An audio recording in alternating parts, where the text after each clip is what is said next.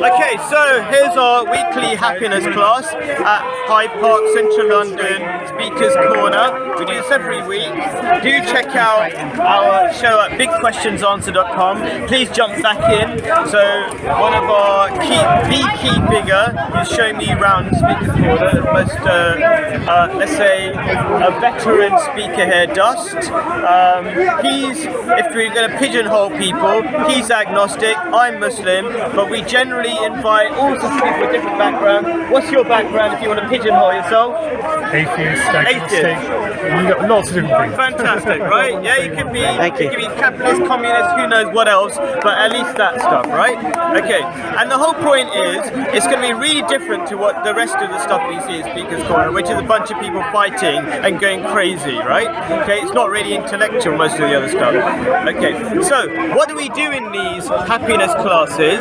We talk about all sorts of practical things that very few people know about, because psychologists have known about them for 50, 100 years, but the average Joe public, they think literally the opposite, which is why so many people are miserable and unhappy. And so we're talking about relationships, we're talking about the environment, we're talking about all sorts of fundamental things. And today we're going to talk about something which might sound really strange, because again, people don't know some basic things about what affects our happiness. So today we'll be talking about first half with because this is a part of a happiness course, episode 18, we're going to talk about the effects of pets on our happiness, especially dogs, which just sounds really strange. So do stop listening for a little bit. And the second half we're going to be talking about also some very well-known social issues like do we need alcohol to be confident, and why are the mass shootings happening in America? So, and there are very well-known reasons for that. Let's just get started. So here goes. I'm going to explain why is it that we're talking about pets, and especially are dogs better friends than humans? Now you might say that's a bit of a strange question. Thank you very much, Dust. Appreciate it. So it sounds like a strange question, but I'll give you a really quick intro to bring it into focus and why it's so important. I'll tell you from my experience in social countries, they don't have pet dogs. Okay? And if they do have pet dogs, their relationship is completely different, as in they're guard dogs and things like that. Now let's think about it. If you're in a country where people, and we know Britain is one of those countries where we're very individualistic, we're really, really lonely people. Actually, the main problem we suffer from, the biggest killer in Britain and America and a lot of Western countries is, do you know? Probably depression. Depression, but loneliness. Yeah. Right? So loneliness is an actual killer because it affects your stress levels and so many other things. We are social beings, right? So this is where it comes from. But why am I picking out dogs? Right? It sounds really weird to pick out dogs. Because actually dogs are really special. Okay? You might know this, I don't know, but dogs understand human beings better than any other animal in the animal kingdom. Right? They can even tell if your heartbeat is going faster or slower. Yeah, of course. Yeah. Right? It's pretty impressive. I can't tell how fast your heartbeat is, right? Okay? So they understand that, but also another feature about dogs, that they're not exactly natural. They've been bred from wolves, but not bred in a random way. Okay? I would say a lot of sadistic ways, actually. For example, their skulls are not sometimes the right size because they've come from wolves all the way to these little things that don't look anything like wolves. So like a pug dog. Yeah, they have difficulty breathing because it's cruel in a way. It's absolutely cruel. Yeah, I know. If you ever hear a pug dog, you can hear it struggling to breathe. It's got and thank you very much for that, because I want to clarify one thing. We are not a country of animal lovers. We are dependent on animals, and I want to put it in a single phrase. And this is the debate, okay? As far as I'm concerned, are dogs like crack cocaine to relationships? Okay, what is crack cocaine? What is any drug? It's something you depend on for happiness, right? Okay, and what people are doing, because we're in individualistic society, people are unable to relate. They're not just unable to relate, they're unable to be patient enough to be, have a reasonable discussion with another human being, and they call everybody toxic as soon as they say something wrong. And you're toxic, I'm leaving this relationship, right? This is standard in this country, unfortunately. That's why marriages barely last, okay? But what's that got to do with dogs? Because dogs are bred to be clingy. They're actually bred to do that. They're like, every aggressive element has been bred out of them. They're no longer like dogs. Like wolves, right? They've been bred for that, and also they understand human beings, but they don't understand you. This is really important as well. I'll stop talking in a second and give you guys a chance. But they're not bred, they're not just sensitive to people's love, they're sensitive to fear as well, right? So they're sensitive to anger. So they are extra vigilant to please you, to never anger you, to always please you, and they need that. They're made for that. So it looks like love. And so when you become, dogs eat, when you get love, let's call it love in inverted commas, because you're basically feeding them and then they stick around, okay? When you get that kind of easy love, you become accustomed to it, and it makes having a relationship with a human being even worse, and that's what I practically see. It's not a theory for me. And just to finish it off, when I go to the Middle East, where people are a lot more social, and they do love animals, okay? Like in Islam, if you give a dog water, you can go to heaven. That's what Prophet Muhammad, peace be upon him, said as well, by the way, just to give you a bit of context, right? Okay, so it's like, they don't have relationships with dogs like we do. They're just animals. Like, you don't have a relationship with an ant. That'd be a bit weird, right? Because animals and dogs and all these things, their mental ability is so far below, it's actually unhealthy. I'll stop talking there. Any thoughts? Well, you said a lot, so I have to process some of the things and really think about it.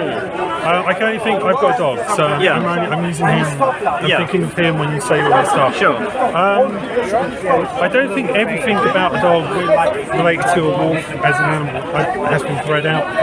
Sure. I mean, what do you think, if you take your dog for a walk, if you ever take your dog for a walk. Say it loud. When you take your dog for a walk, they stop and they smell the lamppost where another dog has weaved there, and they're smelling around for signs of other dogs. I meant all the aggression. That's still part of their natural being. Yeah, sure. There's still they're checking that any other animals have been in their territory.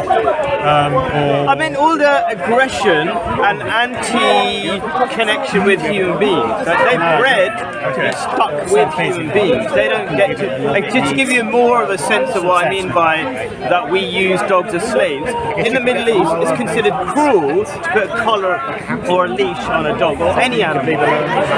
Like it would be cruel to put you on a leash. Yeah, so busy, even at house.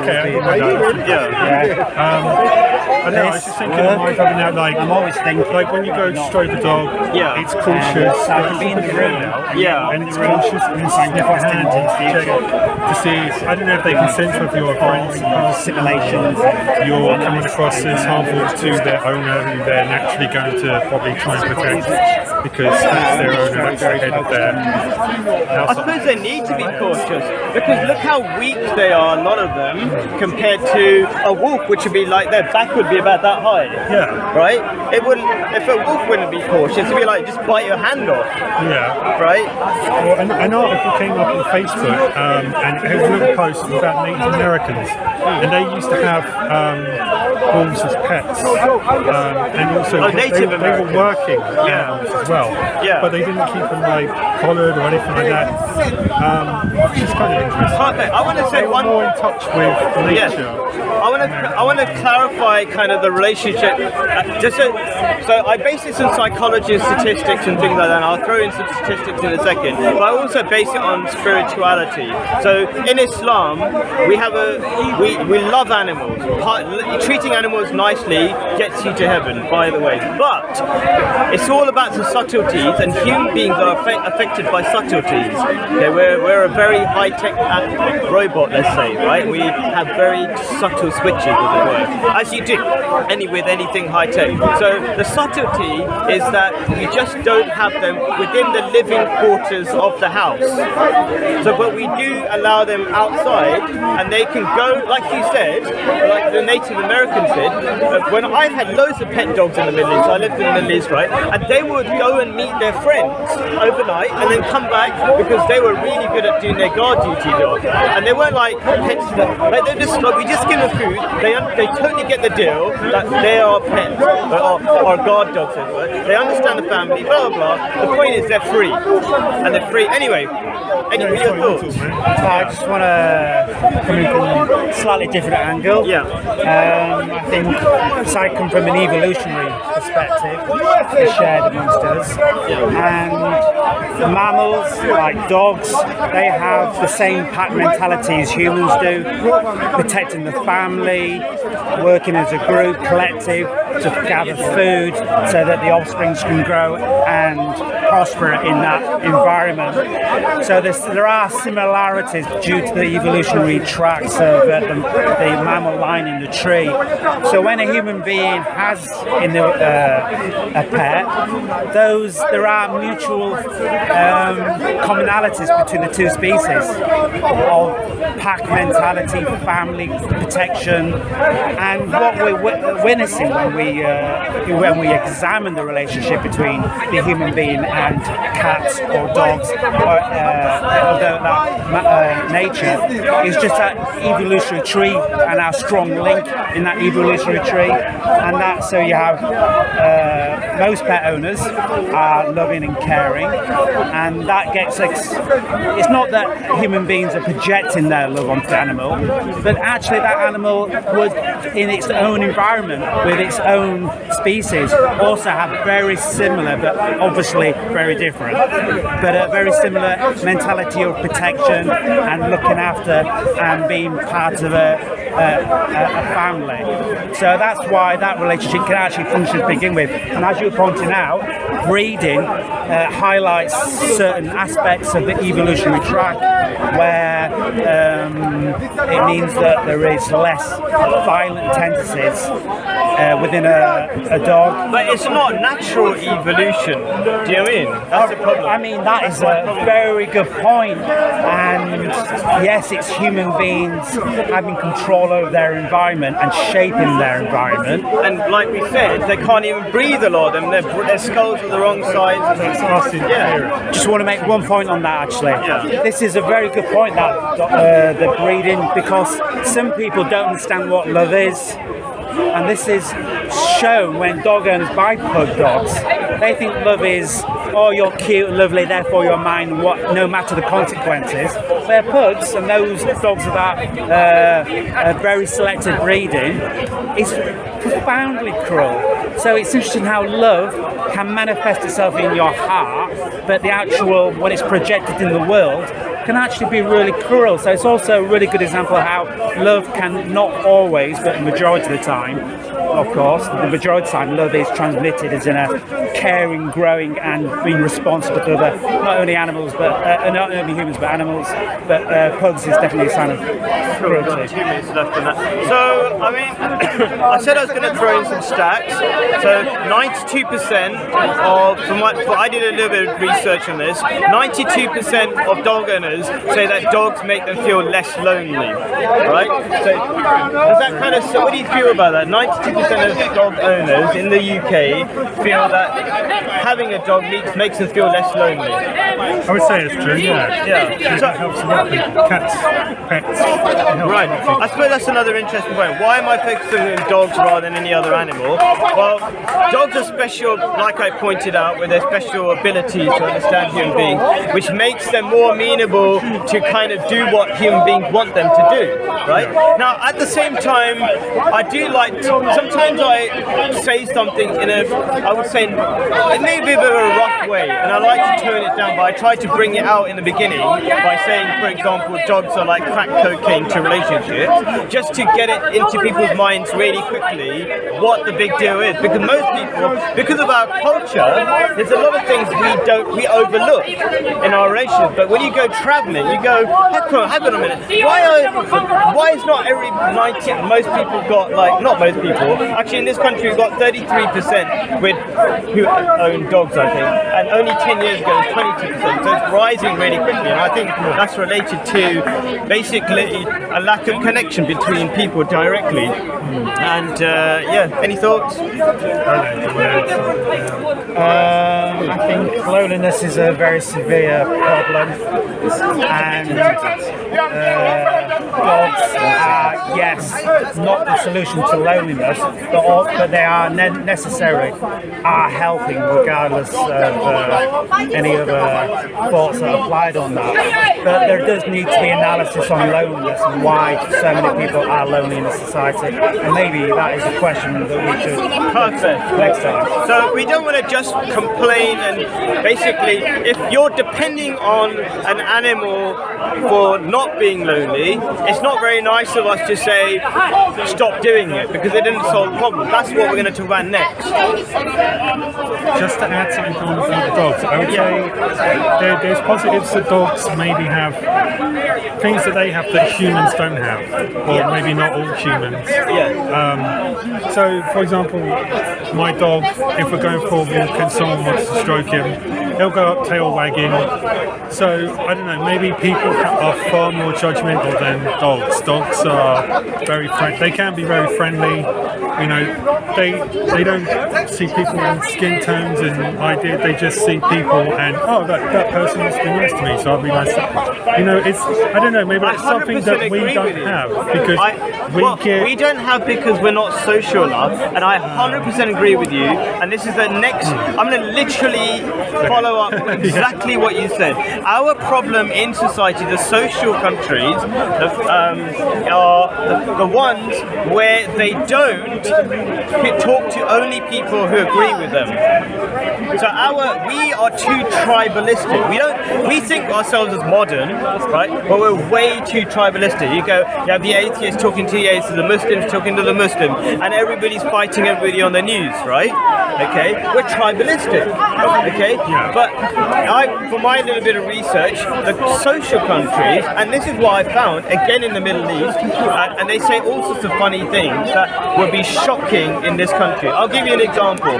So I'm a teacher, and I was playing table tennis in what's it called, playtime, whatever you could call it, with other teachers. Okay, and so there's Christians, Muslims, whatever there, and I was in a school basically run by Christians in the Middle East, but it didn't really make a difference. There were Muslims there as well, and they would say things like, "Oh, let's do Christians versus Muslims." Right? In this country, we're so sensitive, people wouldn't even say that. But over there, it doesn't matter because we're just really close to each other anyway. Do you get me? Do you get what I'm saying? What do you mean by we're too sensitive? So, like you were saying that animals don't look at skin color, for example. Right? Okay. So what I mean to say is, why do human beings in this country look at skin color? It's really weird. Why can't you have an interesting conversation?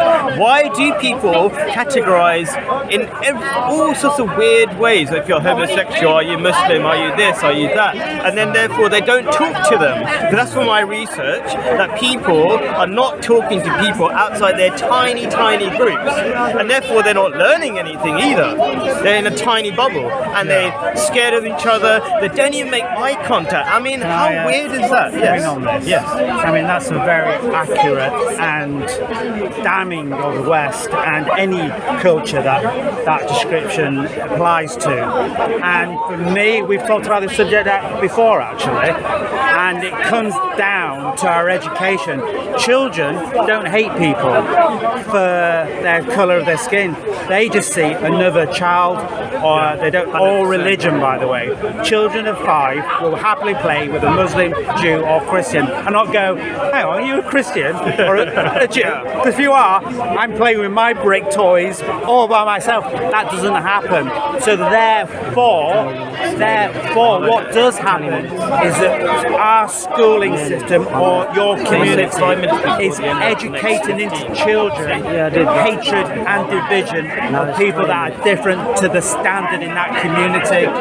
So it's schools, and communities subconsciously, accidentally, but it is done by design. There is a design element to introduce hate. And we talked about schools should be all faiths in one school, as in any philosophy or creed, in one school, talk together and normalising the fact that people, yes, are different, and different should be celebrated, definitely celebrated, but definitely not as a trigger point to hate somebody because they happen to be a different colour of skin.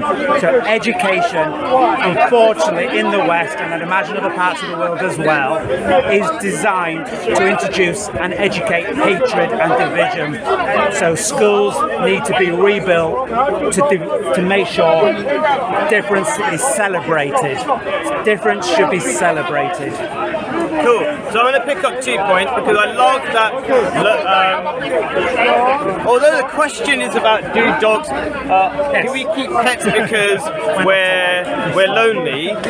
It's kind of like just focusing on the problem but not the solution. So I really like that Dust here is just jumping into the solution, which is great. And so one thing I want to back up is that when he said kids, when they're 5 years old, they don't discriminate. Okay, what does that prove to us? That means we're socialized into discriminating. Okay, that's not part of our nature. So when you say dogs, I'm not against you, by the way, I'm just kind of picking up on a very valid point you made. You made a really valid point that dogs basically don't look at skin color, they don't look at whatever, they just want to be friendly, right? Yeah, they see a friendly human and they go, well, cool. And then we get the reward, which is the chemical goes off in our head and we get a good feeling and it's a good balance there, isn't it? It's a good cycle. The dog's happy, we're happy, and that's why we're miserable, because we put all these categories of people we're going to talk to, and that really severely limits who we talk to, and therefore we don't talk to people, and therefore we're miserable because we are social animals. We need to talk. That's why I would, at the beginning when you introduced it, that's why. See, I wouldn't say I'm this and that, because people will go, oh, you're a liberal. Oh, well then you must believe X, Y, Z. And obviously life isn't as easy as that. So when I say I'm this or that, it's open to discussion. And I think at the moment we're put, if we say we're left wing, people will just assume you're agreeing to all these statements. Right wing, you must be agreeing to all these statements. And obviously, like I said, like people are much more open-minded. It's much more complicated than going, if you believe X, that means you believe everything that comes with X.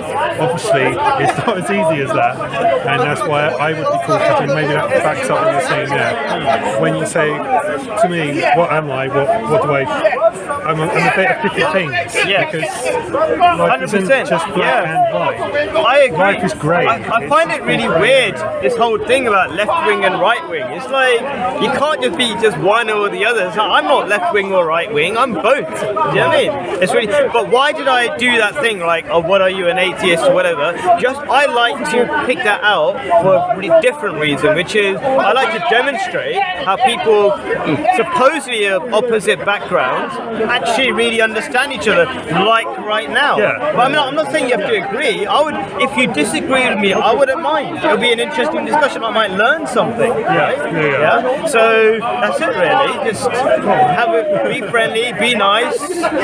It's not complicated. We'll be happier if we did that. Yeah, some people around here need to learn that. They don't understand that yet. I love that you point out. I mean, isn't it weird? No, this is the thing. This is coming back to why we're lonely. It's because we don't understand what makes us happy. We think we get the short-term high of joining a tribe and booing the other side, right? But that's not going to make you happy. You won't have real friends that way. It's just like people think when they go to a football match, they're really high because they're Manchester United, they're booing, they're supporting Chelsea. Exactly, right? Yeah, I don't even watch it. I was actually thinking of Chelsea, right? Okay, it's like you're not really feeling a connection because what? Guess what? You're not talking about yourself. You're just saying, I'm wearing this uniform, I am Manchester United. No, you're not Manchester United. You're Dave. Yeah, Dave if he does this, that, and the other, blah blah. Has nothing to do with you. That's what you really think, Dust. So, firstly, I like your observation, what you just said. I completely concur with that. But I still don't, I'm not saying it's not good. I still think it's positive to support a football team. It's just the amount of how lonely you are represents how desperate you are for your team to win. Because there are football supporters that are like hooligans who use football not as something to witness and joining and yes, maybe engage in a bit of booing or chanting, but use it as because their own personal lives are so fraught and lonely and desperate. They use football or any other external means of that nature as a way of expressing more violence and more hatred. And it's the same with pets. It's the same with pets. Yes, pets are there for when we have those moments of loneliness, but again it comes back to why are we feeling lonely in the first place, and what can society offer, not impose, but offer to make sure that balance is addressed and engaged with, and means questions that we ask ourselves and amongst our friends are actually transmitted to the whole society, because the questions that we're asking, not only to ourselves here but internally, these questions are fundamentally important, not only to that individual but to a whole society, therefore a country, therefore a world. And it'd be wonderful for all of us to be able to express within a forum these questions are not weird to have them, they're actually something we should embrace and communicate, and in a forum of collective like minds like I hope we're representing now, where they get taught in an adult and reasonable fashion. So yeah, why don't we spend, like, we've got 3 minutes on this section left, okay? Why don't we talk about how can we practically get to a place where we're less lonely, right? And I'm going to jump in and give a really simple solution, which is based on psychology. Atheist psychologists agree with this, by the way, and that is religion. Religion binds people together. So the number of, I know there's loads of problems, but I'm a Muslim, I'm going to state a statistic based on Christianity and the positive effect of Christianity, even though I know about the paedophile priests and stuff like that, all the bad things. Despite that, what it does, there's a statistic, and you can check this up, it says as the congregation numbers in churches in this country goes down, happiness goes down. And why is that? Well, there's a practical and really obvious answer, because we are social beings, and without these hard and fast rules that say every Sunday for Christians, or every Saturday for Jews, or every Friday for Muslims, if you must get together in this building and listen to something meaningful and that says we should be friends, we are brothers and sisters, we are human beings, part of the same human family. Unless you consistently hear that, what practically happens, and you know this in this country, and I'm a sort of activist in this kind of area where I try to get people to talk, I know people don't talk.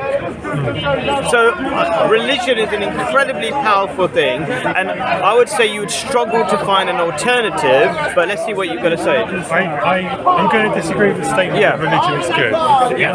It doesn't benefit us. I mean, I think the buzz you're getting from, say, a congregation on a Sunday morning in a Christian church or even in a mosque, all people coming together, they, again, coming to a tribal thing, they're getting, endorphins, they're getting a buzz, and they're, because we're social creatures, we're stronger when we're together rather than being separate.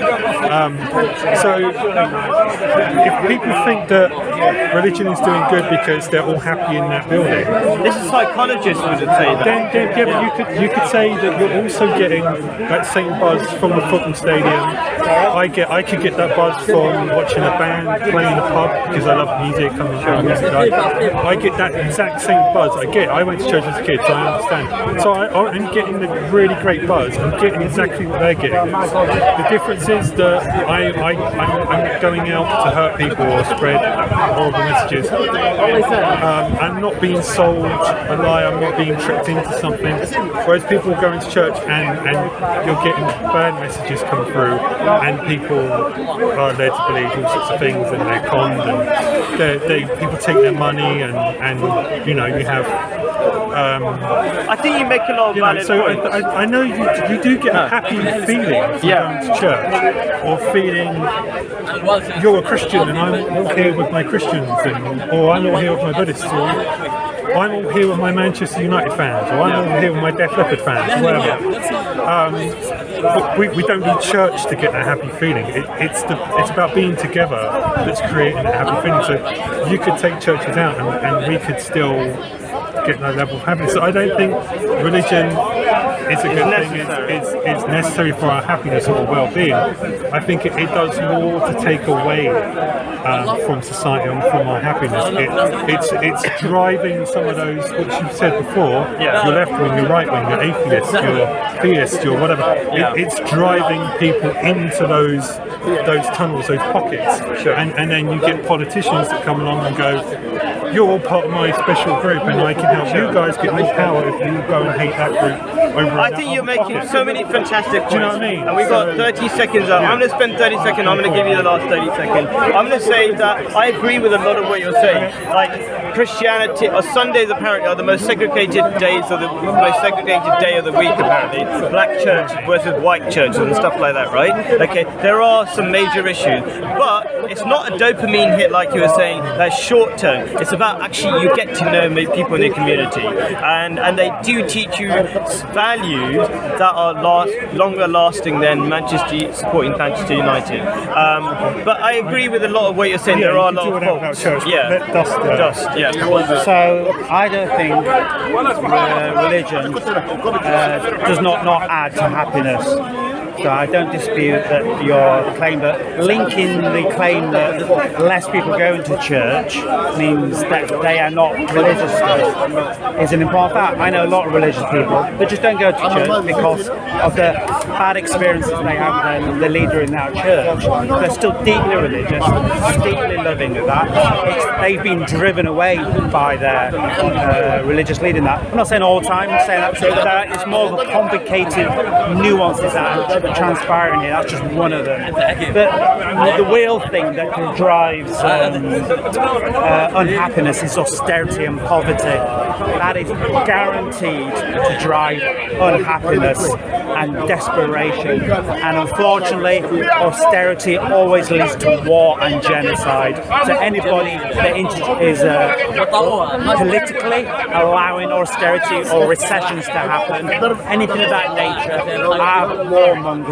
who want division. Because when we're unhappy, how can we relate to our fellow human being, our fellow Muslim, Jewish, Christian? Unhappiness builds blocks internally, builds walls that imprison, not bridges that expand our horizons. So, thank you. Thank you very much for that great summary. Okay, so next topic, again, very practical, and this is from conversations I've had recently. How can I be confident without alcohol? So where did this come from? Well, something I've been watching for a very long time. In fact, let's give you a funny story about how can you be confident without alcohol? Okay, so let me tell you a funny story. Maybe a little bit of a funny story. It goes something like this. I was in a restaurant just on the other side of Marble Arch, well, just down there, right? And I sit down next to a group, two young boys, with another Jewish friend of mine, let's say, and we talk about British culture. And my joke was to one of the people, said, how do you define British people, and if I can tell you're British or not? And I say, if you're British, you need alcohol to get into a conversation, right? Which is really rude, but the funny thing is, that guy actually said he needs alcohol to get into a conversation. So I was really surprised by his conversation. He was really relaxed, he was talking and like, oh, this is great, I love this place, because I'm surprised because British people don't normally talk if you sit next to them in a restaurant, right? Okay, but a minute later or half an hour later when he's leaving, a bottle of alcohol comes out, and he's only a teenager, so he's already, on one of the most dangerous, or any expert will tell you, one of the most dangerous drugs there are, even though it's socially acceptable, right? So that's another problem. But that's not the last of it. I was trying to do these public tea tea party as part of my activism to try to encourage people to talk. I was doing public tea parties in my front garden, and so a French lady came, and she's like trying to get into different relationships, and she's saying she cannot have a conversation with a British person without them being off their face, basically drunk. That's her experience. What do you think about that's very accurate, because I've spoken to many people and they're not drunk, so I don't know where if she's only exclusively going to just pubs and happy hour or something like that. But that's a strange view. I mean,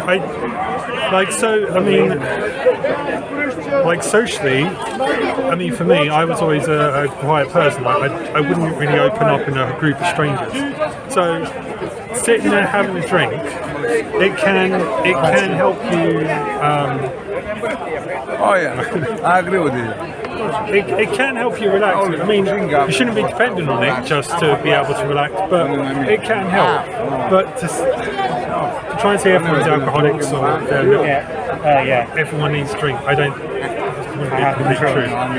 Only rare. I mean, I found my own confidence a different way. I had a drink to have a good night out with mates and stuff, but not everyone is completely reliant on alcohol to open up and sure. Things So, like that, yeah. I mean, would you want to jump in? What are your thoughts? Let's go around. Do you want to speak first about it? Because this man is actually a very important person, by the way. Okay, just a brief comment. Yeah. To what extent do we need alcohol? Talk about your restaurants and alcohol. That's business. All right. I mean, I sell wine 2,000-3,000 pounds at a time. All right. So alcohol is important to your business. Important for business. All right. Okay. Why? You drink or are you drink? No, I don't. I'm against it. I think it's a weakness that you feel you need to drink alcohol to feel relaxed. That's what people do. Yeah. Go on. That's good. I'm glad you're disagreeing. That's what I'm here for, right? So I feel. Let me give me a point of view and then see what you think, right? I feel like there are in religious countries, and I'm going to tie it to atheism, right? The problem with atheism, and I'm not against atheism, I love atheism, and I think a lot of atheists are very intellectual, which is great, okay? The problem is that we don't understand the danger of it, which is as soon as you stop believing in God, what ties in, and this is what psychologists know, Was it good? They got to fall do into the night. drink. Yeah. Sorry, I'll make it short. Okay. I'll make it short. Got to drink wine, you know. The reason is, I'll give you the short version. When you think there's no God, then you don't feel connected. No, God, the Christian God, they drink wine. Yeah. Fair enough. They got 1 million fed them. Yeah. That's true. Although I think that was okay in the past when life was really harsh, but I think God taught later on. Now we become more articulate and more advanced that we don't need alcohol so much. But anyway, my point is, my short version is that in religious countries we're all considered children of God. We all see that. We're all creation of God. And then there's a common humanity that links us. And I'm saying that I practically see that when I go to religious countries. It doesn't matter if you're Christian or Muslim. Well, in Italy, and I'm saying you practically see it.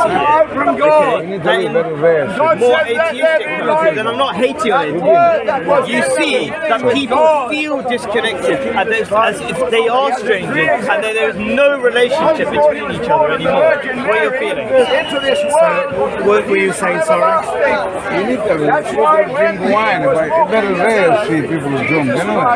Yeah, what he's saying is that being drunk is quite a modern phenomenon, and I think linking it with atheism is incorrect, by the way, which you won't be too surprised to hear. And as I've talked about before, capitalism is a religious philosophy of economic measures, and capitalism advertises constantly the normalization of drinking alcohol in social groups and social conditions. And what is rarely happening is discussion that alcohol is actually a very dangerous drug. And I have seen my close personal friends die from this drug, and watching them being consumed by it over alcohol. And so it's not to do with atheism, it's to do with people desperate to make profit of human beings' weaknesses. And that is not how a society should conduct itself. You drink wine? Only I drink. Like me, I drink extraordinarily rarely. But to finish my point, so it's capitalism, which is a religious entity, has deemed that selling drugs to the working class and to any class, sorry. What about the beer? And beer. Drink more beer than working class, the wine.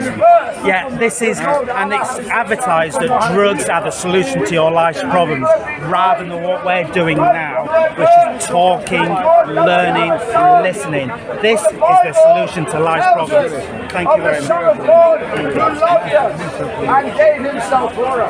I love it. It's Italian, right? I love your Italian accent. It's good, beautiful. Anyway, so since we're talking about atheists, I want you to have almost the last phrase, say, and then I'm gonna kind of because I don't like. I mean, we're talking about something you reckon you kind of relate to, or you put. So it should be fair that you get to say something. Almost the last thing, because I want to wrap up with something. Sorry, what do you want me to say in terms of... So I'm saying, okay, maybe I'll put it into really simple terms. There are three things that make it that atheism is part of the reason why we drink alcohol, and it sounds really strange. And these are recognized things by psychologists. First of all, atheism necessarily leads to nihilism, because nihilism is the idea that there's no meaning to anything, right?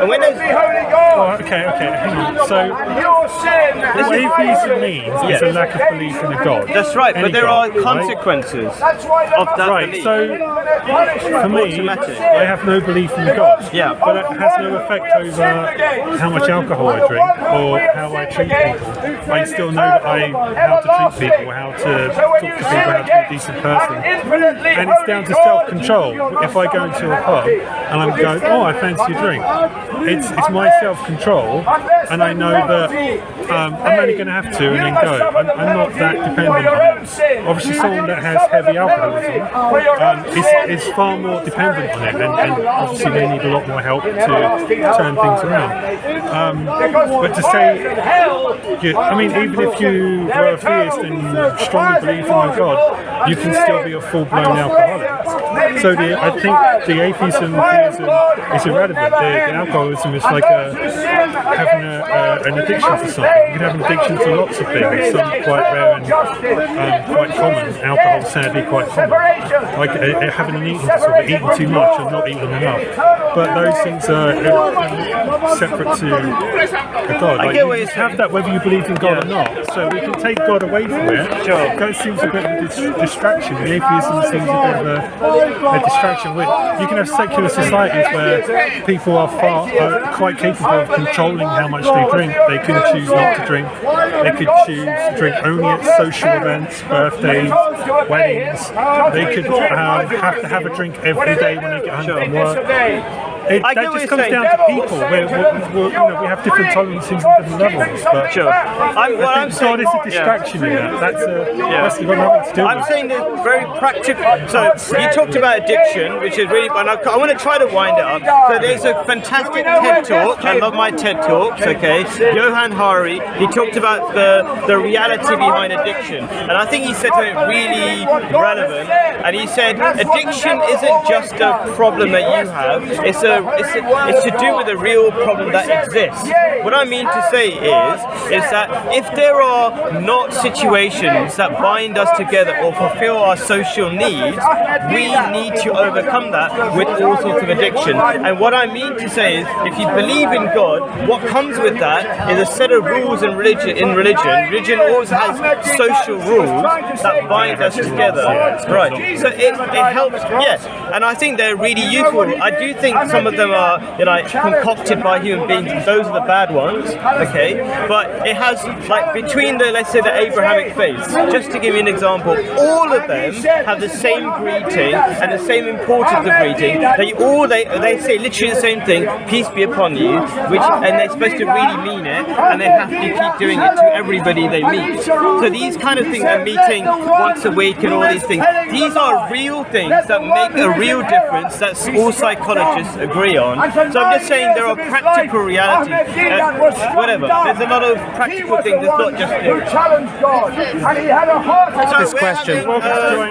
Please join in. We have a happiness clause. This is the happiness clause. You can get involved. We're going to talk about one more topic. We've just done this topic about the realities. So, do you want to just make a quick point? Because you're young, and how do you feel about the pressures of alcohol and socialising? Who's going to see this? It's on YouTube. BigQuestionsAnswered.com. Okay.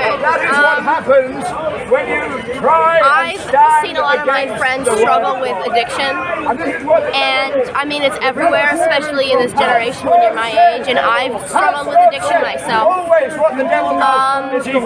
And I think that once you're addicted to it, it's hard to live without it.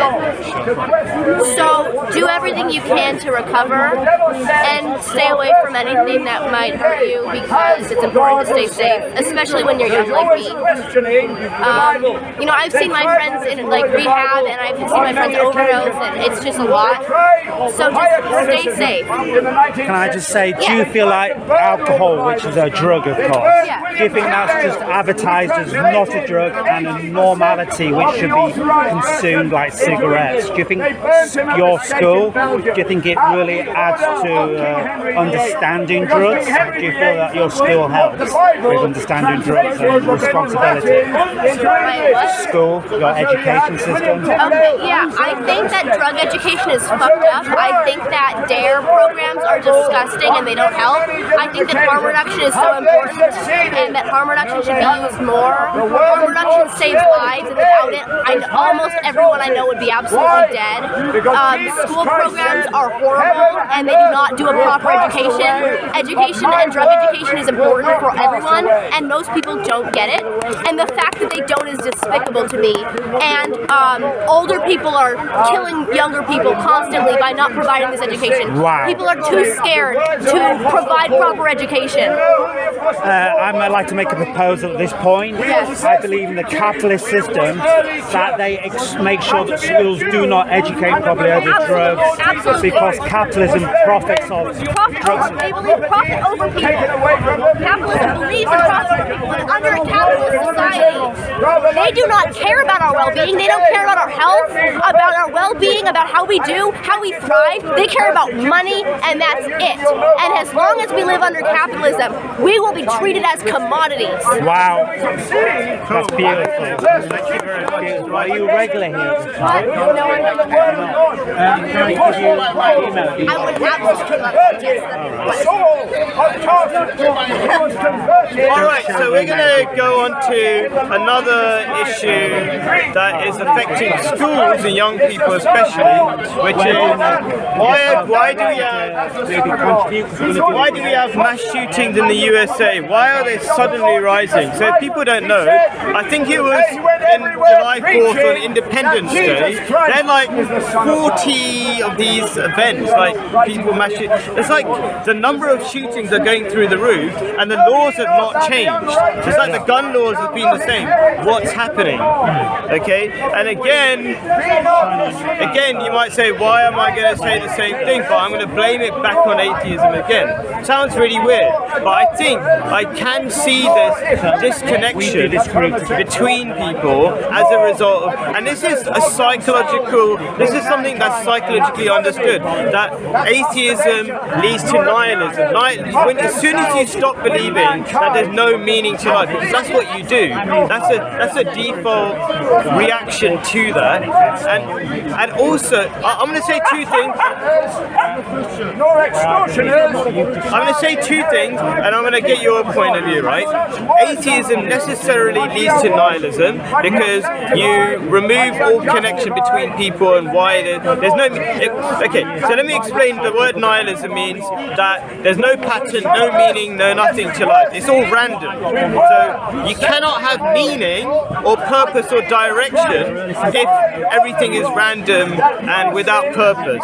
That's one thing. And the second thing is when you leave God, you leave the glue that binds society together. Because when you have God, you have religion, and religion isn't this horrible thing that the West has advertised. I'm a Muslim, but I will support Christians and Jews, and actually there is a lot of connection between Christian, Jews and different religions, okay? Because religion binds people together, okay? They have set systems that say we must have good families, family rules, society rules. Those are two my points. Nihilism, social glue. What do you think? And I think that's why disenfranchised people are shooting people. That's what I think. Okay, you can't make a connection to atheism and mass shooting. That's absolutely ridiculous. I'm sorry, I'm not having to go you. That's totally fine. That's why you're here. That's completely ridiculous. It's absolutely. No, but can you see my logic? Fox News fundamentalist Christian leader. No, but can you counter at least my first point about nihilism? That atheism leads to nihilism. So nihilism means, I mean, do you know what it means? It means the idea that there is no meaning to anything. Yeah, but so I'm an atheist. I still know there's meaning to things. I still see value in people. I still see the good that people can do. I don't need a church or a religion for me to understand that. That would do the opposite. Churches and religions would do the complete opposite. So as soon as I left any idea of God and being a Christian or anything like that, I saw the world far better than I ever did when I was a theist. Now I see how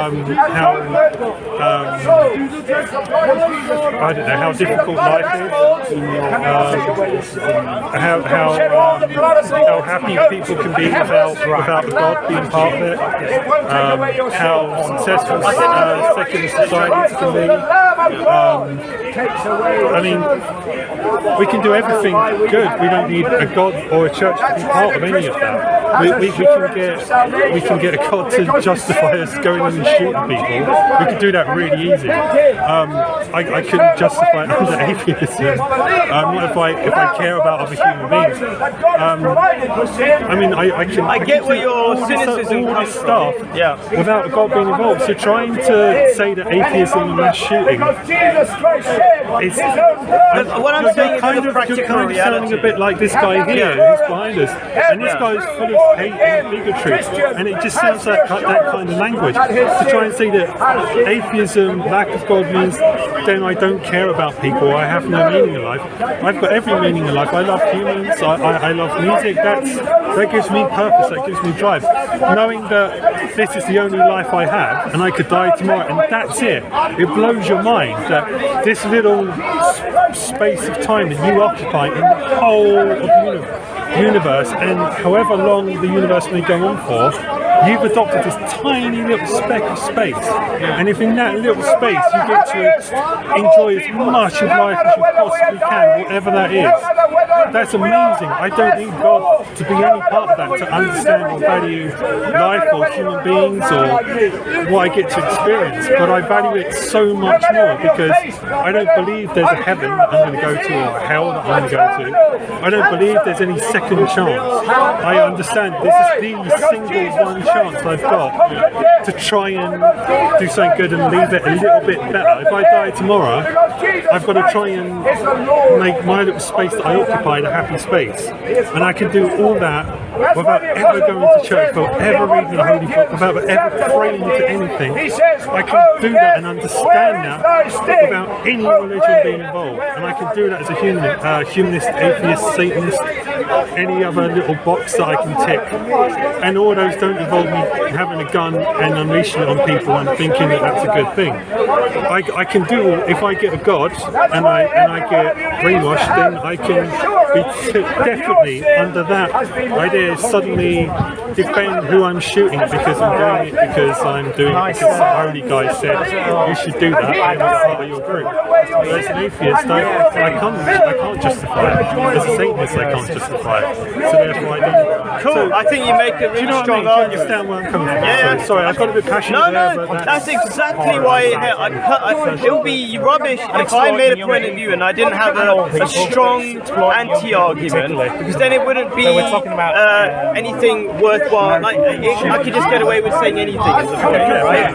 Okay. So my argument is based on people like Nietzsche, who basically prophesied that the death of God would be the death of relationship between human beings, and he predicted the mass genocide that would come through communism, which Chairman Mao actually enacted the greatest number of deaths and so, because it removes the relationship between human beings anyway. So, but this is Dust's topic. He picked it up, and I really want. This is the topic I spoke on, but I just want to introduce an American who's again was just on the camera a moment ago and would like to speak on gun shootings in America. Yeah. So I live in America. I live in Colorado. I live in the United States.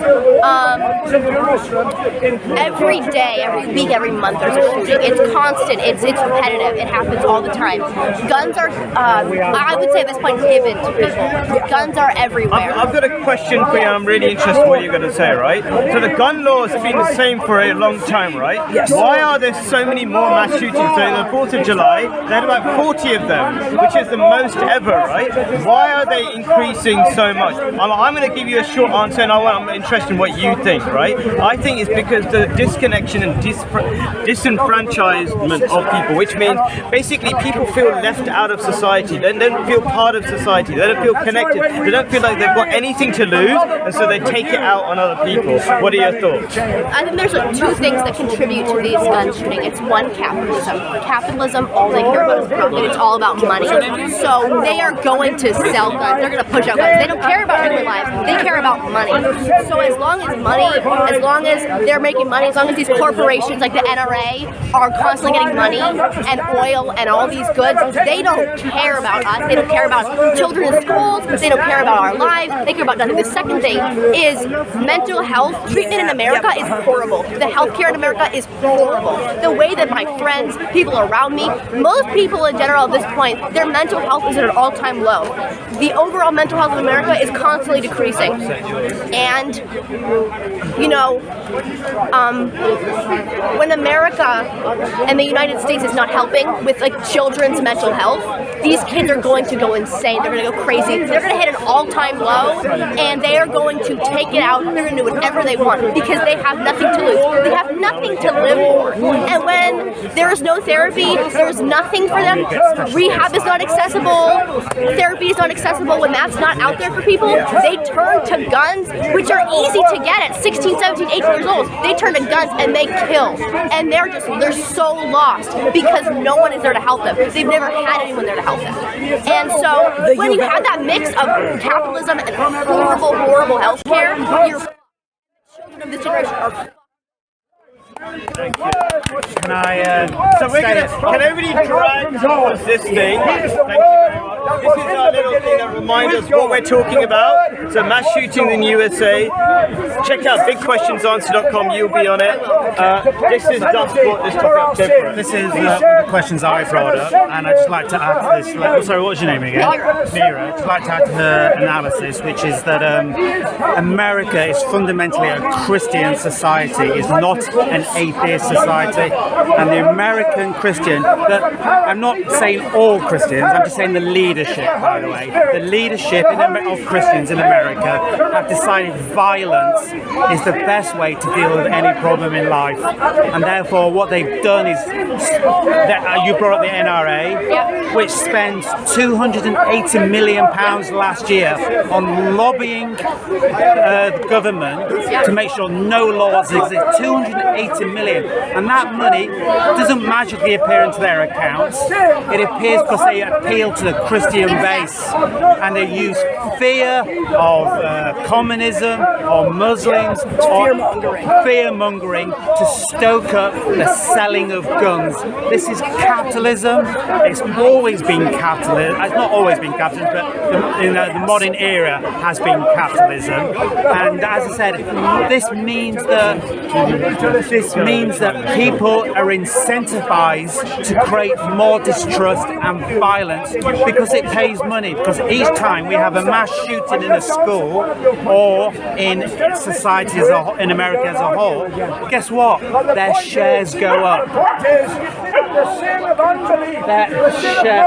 Their share prices go up. And when shares go up, that means the business leader goes, oh, hang on, this is awesome. The more killings there are, the more money I make. Therefore, as a business leader, I'm now incentivized to my shareholders to make sure there's more distrust of Muslims, of communists, or socialists, or atheism, or anyone that I can deem as an enemy. And therefore, priests in America are given money by these capitalists to sow distrust into their communities. Priests take money from capitalists to sow distrust and make sure guns are normalized. There's a great, when I say great, I mean there's a terrible website called Family, God and Guns on YouTube. It's a Christian website and it's all about justifying guns, killing and God. So check out their YouTube, it's insane. So obviously two-edged sword there. So to sum up, it doesn't matter which belief you believe in or adhere to. If you're contributing to more violence in society and profiting from that, you are the problem. Yes. You are the problem. I think I want to. Do you want to say something? Thank you. Oh, okay. His voice is gone. My voice is dead. I'm very sorry. Okay. But I agree with all of the points that both of them just made. I'm saying Thank you. is The eternal word. the America claims that they are a free country. They say that they are the freedom of religion is what they preach, but they're not. If you look at the government, it's all American Christianity, which is. So they won't say this, but they push their beliefs, their religious beliefs into the law. So There's never been a non-Christian president. exactly. So it's And the abortion as well. especially with that right there. But that's another subject. I don't want to get onto that subject. That is a subject we should definitely talk about. Absolutely. Yes.